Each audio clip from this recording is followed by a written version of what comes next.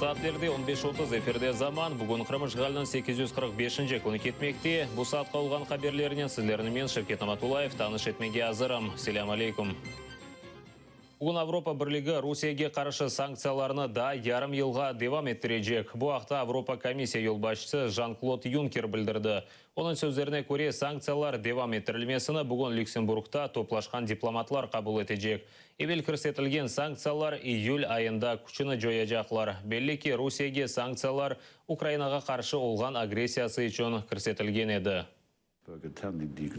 Я был в Санкт-Петербурге на прошлой неделе, принимал участие в экономическом форуме, а также встречался с президентом Путиным. И в моем выступлении на форуме, и в ходе встречи с российским лидером я очень четко выразил мысль о том, что Минские соглашения должны быть выполнены. Проще говоря, чем больше выполненных пунктов Минского протокола, тем меньше санкций. Между Минскими соглашениями, их реализацией и санкциями есть прямая взаимосвязь. На данный момент совершенно ясно, что в июне мы будем продлевать санкции. Но в течение следующих 6 месяцев мы продолжим мониторинг, чтобы понять, есть ли достаточный прогресс в выполнении минских договоренностей, для того, чтобы снять часть санкций. 26 fevral ішінде гизлес шаатларының сайысы пек чоқтыры. Бұл ақта апсты олған Меджлис рейс Мавин Ақтемчегозының қорчалаған адвокаты Николай Полозов Крым Реали эфирінде білдірді. Оның сөздеріне көре шымдылық 100-ге яқын шааттан едісі гизледір. Олар махкеме отырышындан тыш сеслеріні деңіштіріп шатлық етежеклер. Ақтемчегоз 1,5 жылдан берлі апсты болуына. Оны санки 2014 сенесі 26 февраль Күні Украина бірдемлігі митингінде санки қалабалықлар шығарғанында қабатлайлар. В этом деле огромное количество секретных свидетелей, то есть тех лиц, которые будут допрошены в зале суда дистанционно, никто не увидит их, голоса их будут искажены, и мы не узнаем их анкетных данных.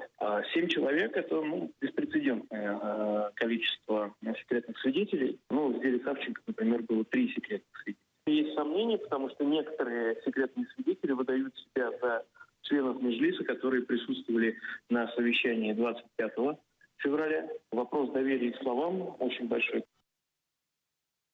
Бүгін махкеме Азов Крым гражданлық корпусының жолбашчысы Станислав Красновны да 2 айға апсты қалдыров меселесіні чезме керек еді. Махкеме саат 10-да башланмақ еріне тек 12-де башланды.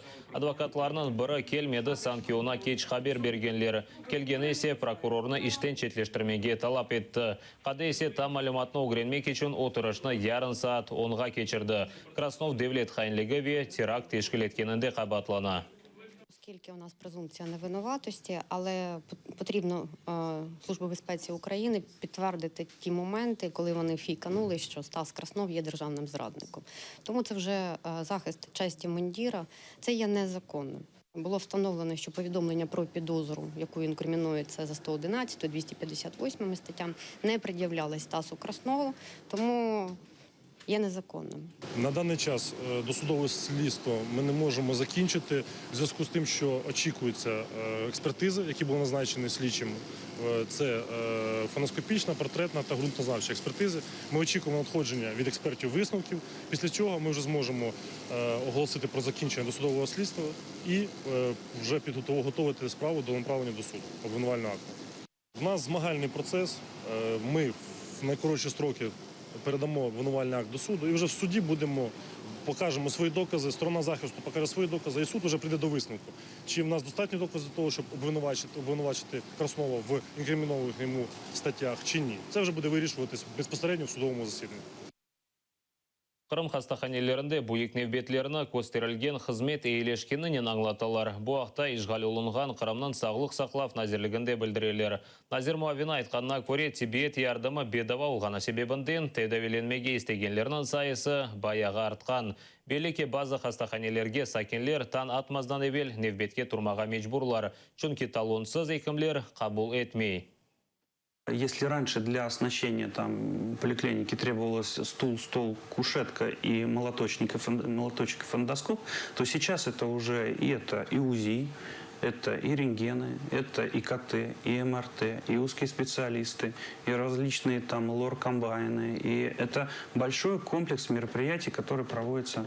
То есть раньше такого не было. Каждое утро надо приезжать, записываться, вот стоишь. Я вчера приехала, не достались уже талончики. Вот сегодня пораньше. А идешь, темнота, ничего не видишь. Что, неделю ездить, это вообще проблема такая. И к врачу-то придешь, врач тоже на тебя так смотрит, мол, а что пришла? Если официально уже смертность обращение, увеличилась конечно, несколько раз. Обращение плохое. Официально. Поэтому Точно что ж там? плохое. Терапевты вообще. Нету ничего, нету. Что ее принимать? Посмотрели и разговаривать не хотят. Конечно. Старая уже, что ты пришла? Это уже старые, это по старости все болезни. Вот и все.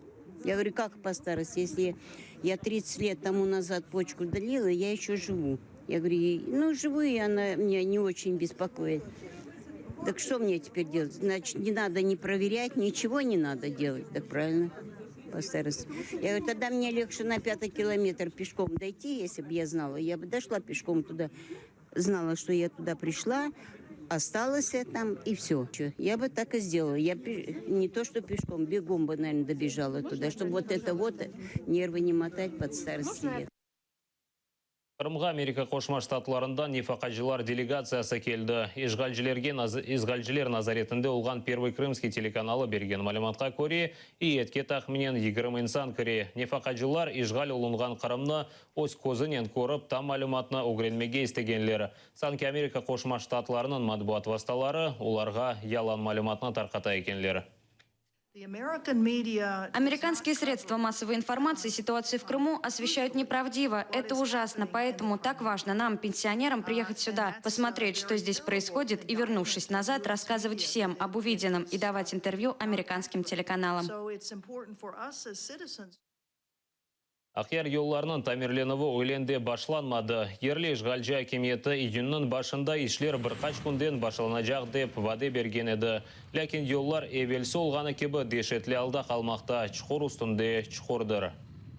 Проект пошел экспертизу, там капитальный ремонт. Когда мы выйдем на молочку? На молочку мы выйдем до 16 числа этого месяца.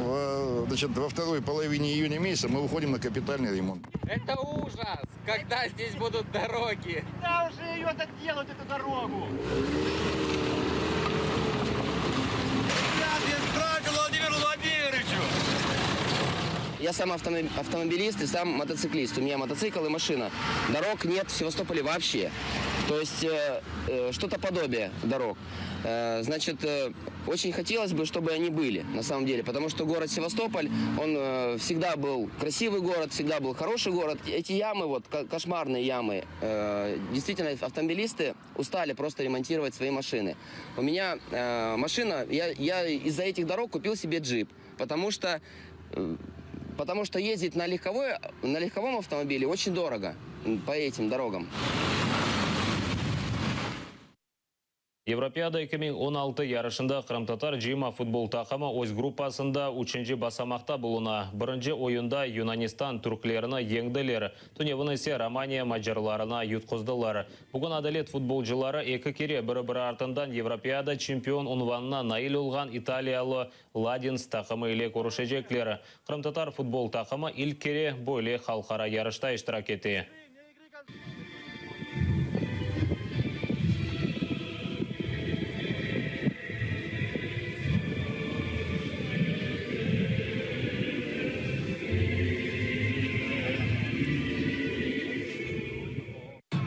Это первый официальный турнир на международном уровне для нашей национальной команды. Участие в этом турнире дает огромный опыт и стимул для развития национального футбола. И это первый случай, когда на полях Европейского Союза звучит наш гимн. Нас очень тепло встретили, и у нас даже появились фанаты.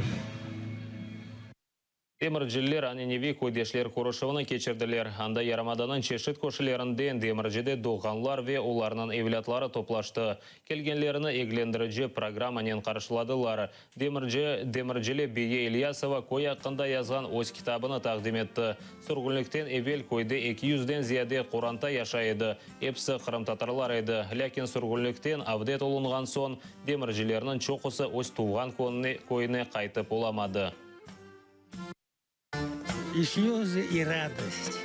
Вот самое главное.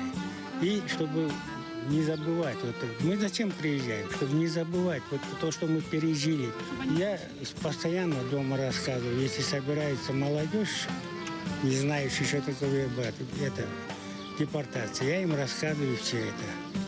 Ну и рассказывать, во-первых, вспоминать тяжело, и у себя слезы появляются, и они плачут. Bizim maqsadımız bala çağamız özün koyun bilsin. Özlerin qarbabasın, qardedesin yaşagan evlerin bilsin. Вот.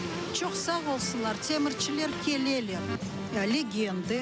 Кроме того, воспоминания вот этих 210 семей, потому что они рассказывают о том, как здесь жили, как их выселяли. Поэтому я считаю, что если мы сохраним историю села, то мы сохранимся как народ. Бұл саатқа olған соңки хаберіміз еді сілерге күнлер тілейім. Невбетеки заман яйынларымызны қачырманыз, дайыма атырылы олыңыз. Көрішмек үзіре.